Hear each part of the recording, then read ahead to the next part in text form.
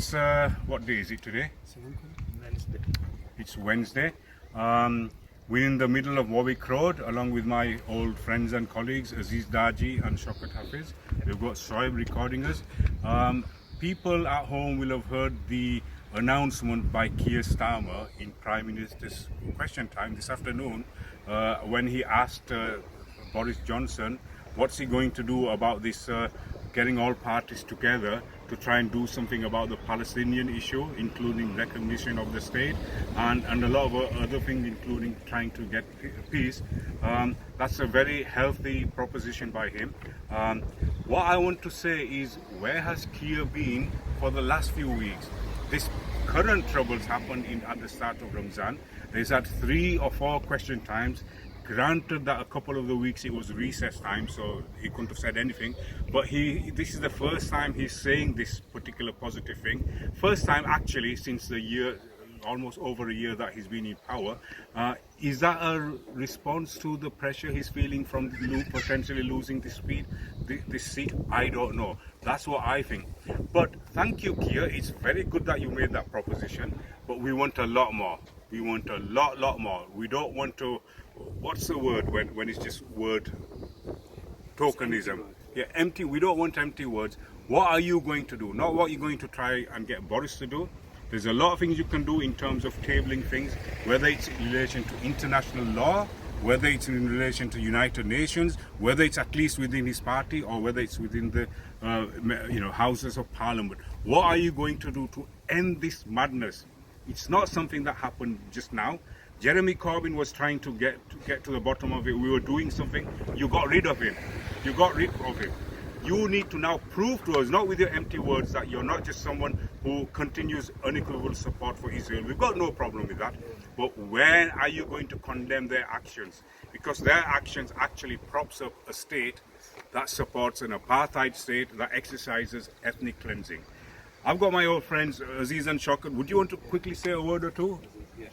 Aziz? Yes, I mean, I agree. I think he's just, because of the pressure he's feeling from the Batley community who have spoken, and the word has got to him that he's pretending to support Palestinians. Where has he been for the last few months when the children are being slaughtered, murdered every day? And now he speaks up because he knows he's under pressure and he's in danger of losing his position when Labour lose Batley and Spend to George Galloway.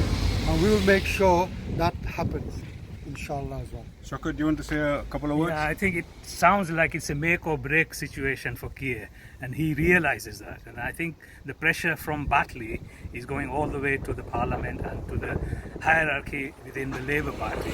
Labour Party are now frightened that they're going to lose this election because of the way George Galloway is being supported by the Muslim community. And I think that the Muslim community will ensure that Labour will lose.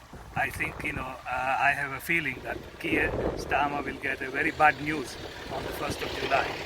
But who knows? I'm only guessing, and I'm only, kind of speculating at the moment. But let's see what happens. But we have to be positive. What we are doing is making sure that our community gets a fair share of their resources and the support and everything that they. We've been here we're in Warwick Road, Batlika, and this community has been here last, 50 years? 50 plus years? Yeah. Mosques and madrasas have been established, people are living here, and yet, look at the state of the roads and, the amenities and what have you. Exactly.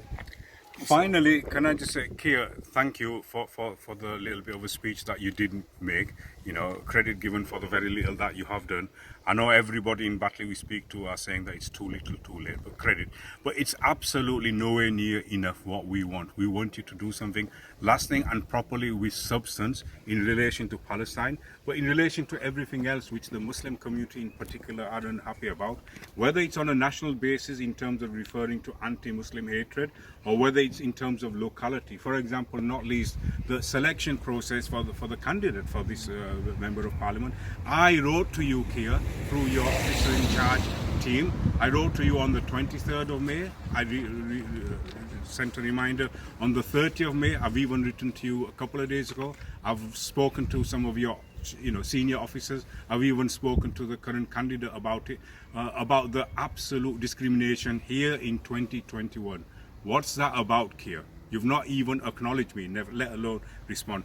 Now you're going to have to change. I would say if you felt anything decent could be done, then you'd cancel the complete selection process, because it's absolutely not on. If we took you on legally, we could take you to the cleaners. But we're not going to do that. We're going to vote with our feet. Thank you very much. Okay.